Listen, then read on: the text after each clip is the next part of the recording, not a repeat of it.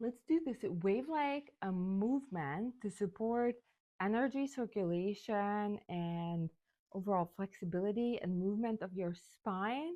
It will also help with enhancing the energy flow in your spine.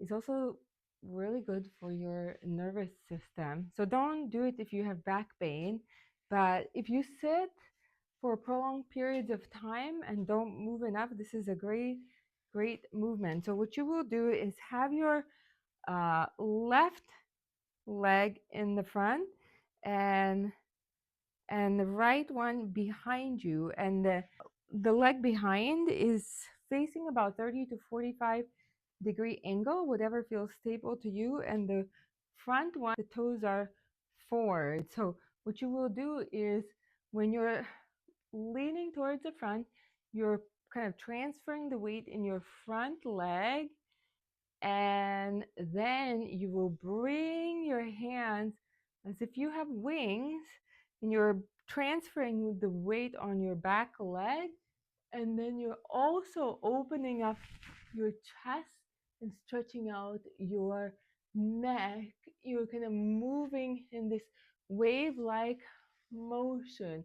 You're going forward and then back and forward and back. So this is where you're kind of flowing back and forward.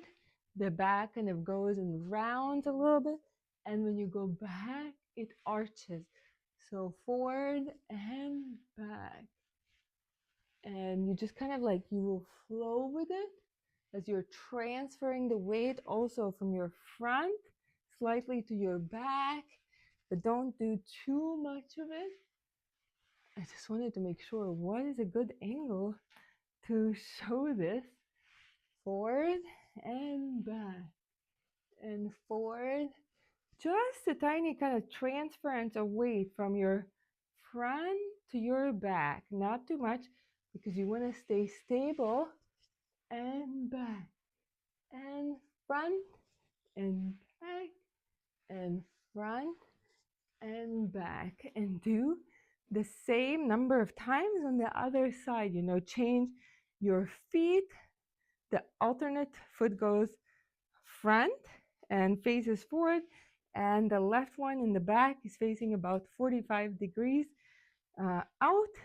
And then you'll do the same thing as you're leaning forward, and your arms go forward, and then you wave back. So you're like a willow tree floating in the air, or you can imagine you're a wave that is just kind of floating. Maybe the wind is blowing. Whatever analogy works for you. And do this gently. You don't have to overdo it.